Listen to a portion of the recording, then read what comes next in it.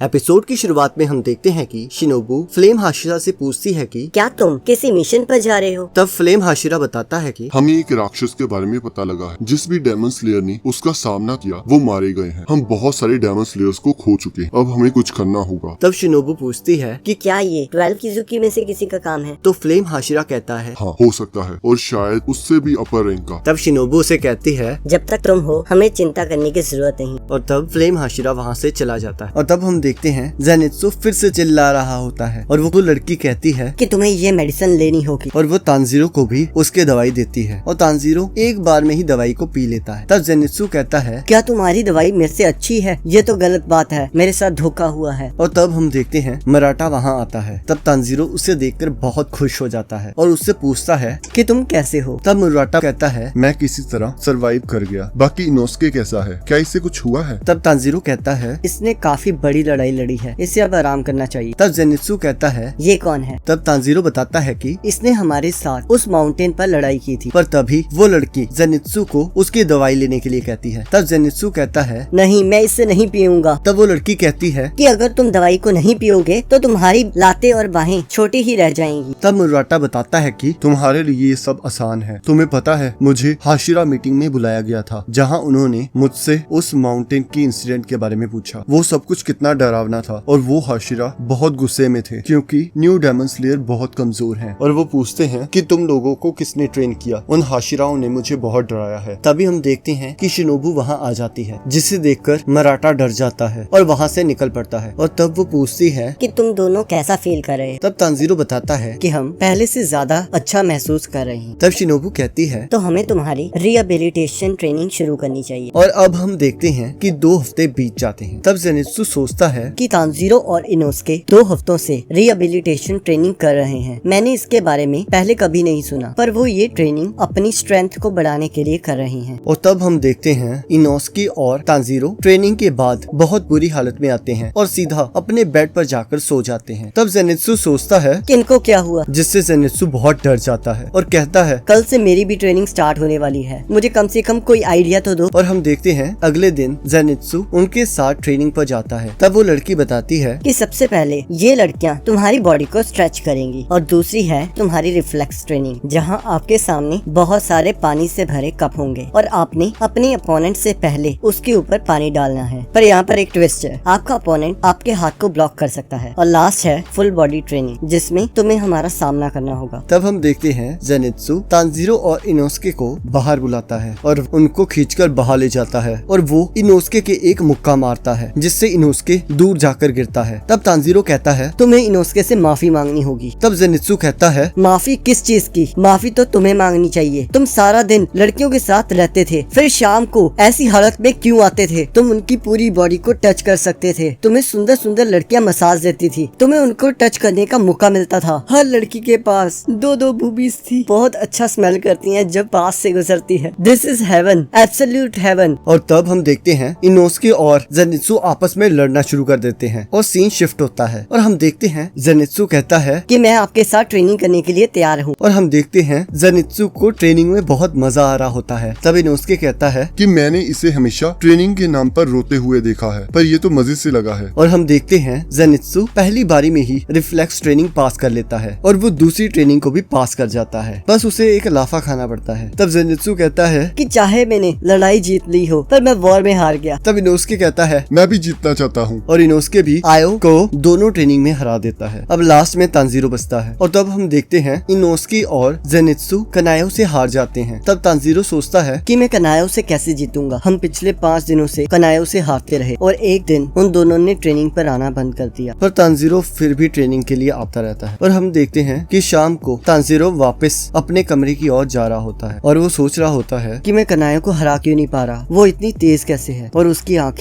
आंखें बहुत अलग हैं। और तब हम देखते हैं कुछ लड़कियां तांजीरो को बुला रही होती हैं और वो तांजीरो को तौलिया देते हैं और उससे पूछती हैं कि क्या आप सारा दिन टोटल कंसंट्रेशन ब्रीथिंग ट्रेनिंग करते हो? तब तांजीरो कहता है कि क्या ये पॉसिबल है? तब वो लड़की बताती है कि हाँ, इसी वजह से आप वर्ड से अपने आप को डिफरेंट दिखा सकते हो। और वो बताती है कि सभी हाशिरास और कनाओं ने टोटल कंसंट्रेशन ब्रीथिंग पर महारत हासिल की हुई है। तब तांजीरो कहता है कि अगर ऐसी बात है तो मैं इसे एक बार ट्राई जरूर करूंगा। अब अगले सीन में हम देखते हैं Tanjiro Tanjiro total concentration breathing की ट्रेनिंग कर रहा होता है, पर तभी हम देखते हैं तानजीरो नीचे गिर जाता है और वो कहता है, अगर मैं इसे थोड़े टाइम भी प्रैक्टिस करता हूँ तो मेरे सीने में दर्द होने लग जाता है। मैं इसे पूरा दिन कैसे करूँगा? मेरे कान इतनी जोर से बज रहे हैं कि ऐसा लग रहा है कि वो फट जाएंगे। ये कितना डरावना है। और फिर हम देखते हैं तानजीरो अपने आप को संभालता है और दोबारा से टोटल कंसंट्रेशन ब्रीथिंग की प्रैक्टिस करने लगता है। अब वो लड़कियां तानजीरो के लिए राइस बॉल्स लेकर आती हैं और कुछ गॉड्स लेकर आती हैं और तानजीरो को कहती हैं, आपको इन गॉड्स में हवा भरनी होगी जब तक ये फट नहीं जाता। इसी तरह शिनोबू और कनाओ अपनी ट्रेनिंग करते हैं। ये सुनकर तानजीरो को झटका लगता है और वो कहता है, इसे एक्सप्लोर करना है? इतने हार्ड मटेरियल को क्या कोई इसे हवा भरकर तोड़ सकता है? तब तानजीरो सोचता है कि ये लड़की कैसे इनको तोड़ सकती है। उसके बाद वो लड़की बताती है कि जैसे जैसे आप प्रोग्रेस करते जाओगे ये गॉड्स और भी बड़े होते जाएंगे। और वो लेडी कनाव का गोट दिखाती है जिससे वो तोड़ने की कोशिश कर रही है, जिसे देखकर तानजीरो बहुत शॉक हो जाता है और कहता है, मैं इसे जरूर ट्राई करूंगा। अब हम देखते हैं तानजीरो अपनी पूरी ताकत से ट्रेनिंग स्टार्ट कर देता है और वो सुबह शाम प्रैक्टिस में लगा रहता है। अब हम देखते हैं रात हो जाती है और तानजीरो छत पर बैठकर टोटल कंसंट्रेशन ब्रीथिंग की प्रैक्टिस कर रहा होता है और वो कहता है कि मैं पहले से तेज हो चुका हूँ और मेरे लंग्स भी काफी स्ट्रांग हो चुके हैं। तब हम देखते हैं शिनोबू तानजीरो के काफी क्लोज आ जाती है और कहती है कि तुम बहुत हार्ड वर्क कर रहे हो, इसके बावजूद कि तुम्हारे फ्रेंड्स तुम्हारे साथ नहीं हैं। क्या तुम अकेला फील नहीं करते? तब तानजीरो कहता है, नहीं, एक बार मैं इसे मास्टर कर लूं उसके बाद मैं खुद उनको सिखाऊंगा। तब वो कहती है, तुम्हारी आत्मा बहुत ब्यूटीफुल है। तब तानजीरो पूछता है कि आप हमें यहाँ क्यों लाए हो? तब शिनोबू बताती है कि नेजुको की प्रेजेंस से किसी को प्रॉब्लम नहीं है और तुम तीनों भी तब बहुत ज्यादा इंजर्ड थे और मैं तुम्हें अपने एक सपने के बारे में बताना चाहती हूँ जहाँ मुझे लगता है कि इंसान और राक्षस दोस्त हो सकते हैं और मुझे लगता है कि तुम इस सपने को जरूर पूरा करो। तब शिनोबू तानजीरो की ओर देखने लगती है। तब तानजीरो उससे पूछता है कि क्या आप गुस्सा हो? जिसे सुनकर शिनोबू चौंक जाती है। तब तानजीरो कहता है कि ऐसा क्यों है कि मुझे हमेशा आपसे गुस्से की स्मेल आती है जबकि आप हमेशा स्माइल करते रहते हो। तब वो बताती है कि ये सच है कि मैं हमेशा गुस्से में रहती हूँ। ऐसा इसलिए है क्योंकि मेरी बड़ी बहन को एक राक्षस ने मार दिया था